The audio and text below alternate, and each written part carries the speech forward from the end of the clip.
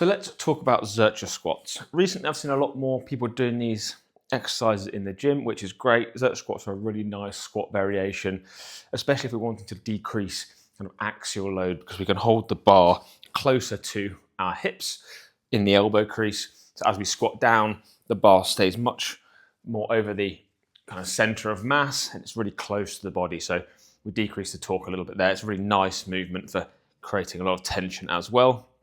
The only slight downsides might be a little bit sore in the elbows as you get heavier load, but it's not a bad thing, just something you have to get used to. Now, a couple of things with this movement in particular is mostly regarding arm position and then how you take the bar out of either the rack or off the floor. Now, I see quite a lot of people going quite wide with the elbows, which is fine, but the width often makes it harder for you to create as much tension, which probably will limit your top end load capacity. Or the other thing I see people doing is going sort of somewhere between outside the legs and inside. So they end up landing with the elbows on the legs, which just means you get a very restricted range of movement. So what my preference is to do is to actually go in nice and tight. So if you drop the elbows in between the legs and the bar's got to rest on there, so you know you've hit the depth. You can rest at the bottom a little bit if you want, and then it allows you to drive up, but you're getting that full range.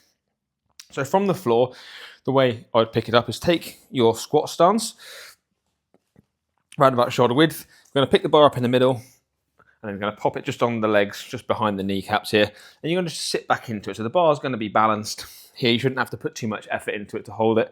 Then we're going to scoop the elbows underneath inside the legs.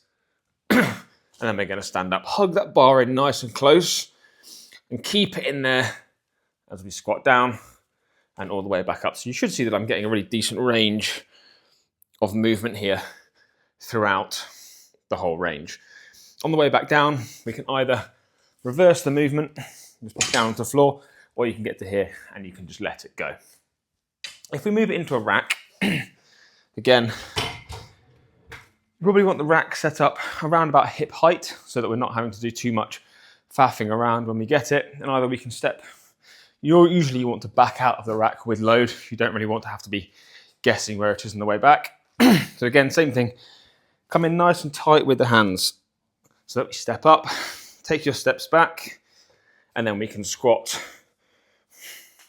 again with the load there, and we can rack it nice and close to the body.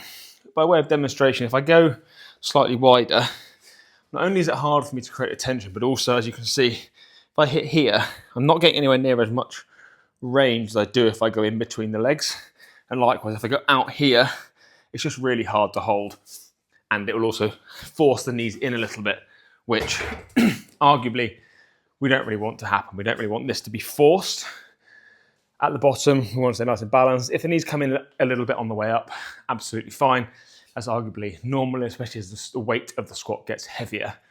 But just when it comes to the Zerchers, to get the most out of them, nice tight elbow position, and then depending on whether you're using a rack or from the floor, you now know how to load the bar easily and effectively.